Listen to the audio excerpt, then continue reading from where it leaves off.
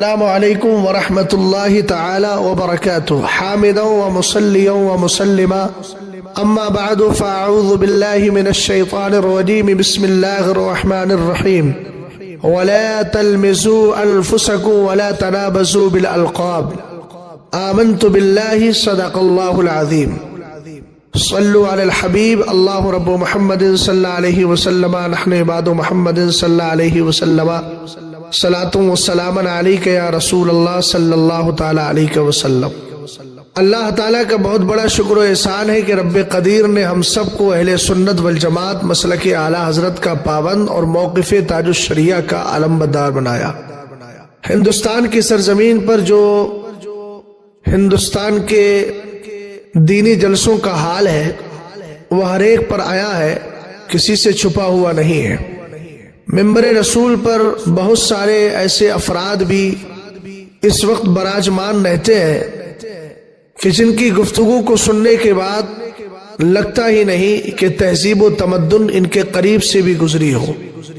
اور علم و آگہی سے انہوں نے کبھی اکتساب کیا ہو اور مدرسے کی دنیا کو کبھی اختیار کیا ہو۔ ان کی گفتگو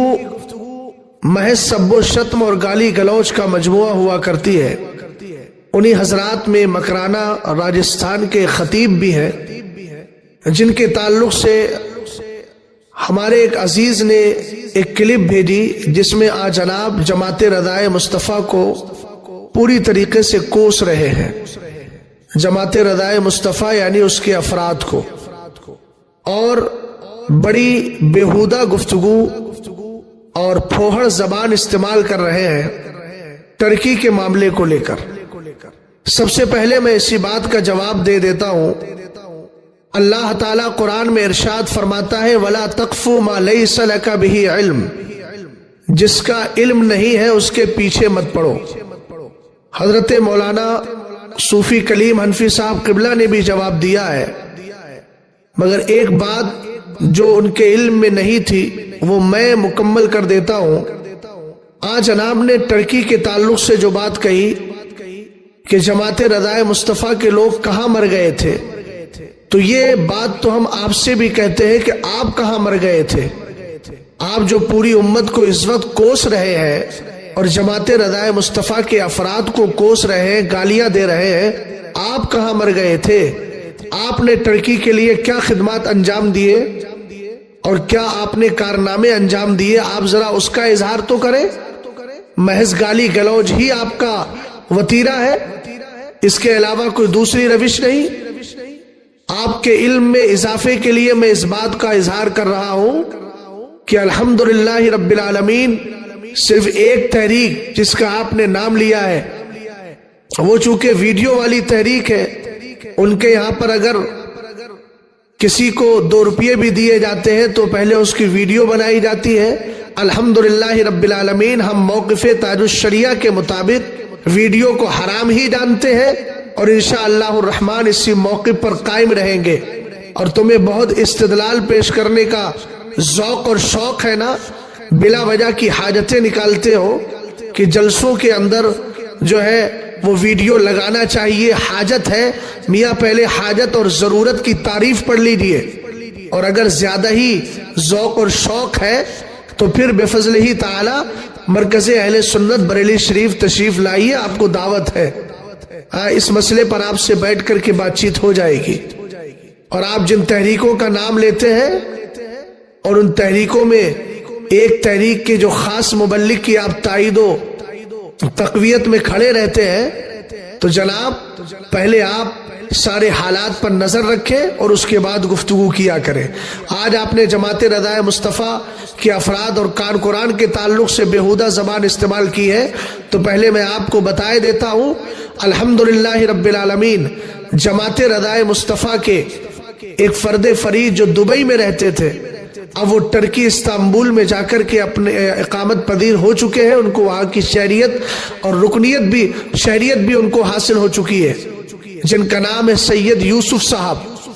جو رہنے والے اصل جودھ پور کے ہیں، آپ ہی کے راجستھان کے۔ وہاں سے وہ منتقل ہو کر دبئی گئے، اب دبئی سے الحمدللہ اس وقت وہ استنبول میں ہے، رابطہ نمبر بھی میرے پاس ہے اور ساری ڈیٹیل، سارا ڈاٹا موجود ہے۔ انہوں نے بفضل ہی تعالی وہاں جماعت رضائے مصطفیٰ کی برانچ اور جامعۃ الرضا کی شاخ اور مسجد تاج الشریعہ استنبول میں قائم کی ہے،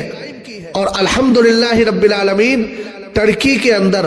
انہوں نے جو وہاں امداد کی ہے، اس امداد کے لیے جو انہوں نے پیٹی وغیرہ اور جو ساز و سامان تیار کیا، اس پر لوگو بھی جامعۃ الرضا کا لگا ہوا ہے۔ اگر ذوق ہے اور حق کے متلاشی ہو اور سچی بات کو قبول کرنے کے لیے سینہ کشادہ ہے تو بفضل ہی تعالی یہ ساری چیزیں پیش بھی کی جا سکتی ہے۔ بلا وجہ کوسنے اور جہالت اور لا علمی کی بنیاد پر اس طرح کی باتیں کرنے کی قطعاً نہ تمہیں شریعت اجازت دیتی ہے اور نہ ہی انسانیت اور نہ اخلاق تمہیں اس کی اجازت دیتا ہے۔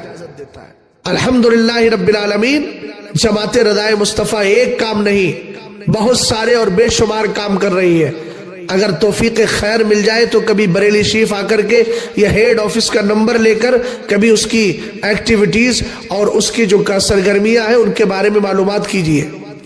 اور اس طرح کی زبان درازی دوبارہ کبھی بھی استعمال نہ کیجیے گا۔ الحمدللہ رب العالمین جماعت رضائے مصطفیٰ کے کارکنان اور اس سے جڑے ہوئے علماء کے پاس بھی زبان ہے، انہیں بھی زبان چلانا آتی ہے، ان کو بھی الفاظ اور جملے استعمال کرنا آتے ہیں۔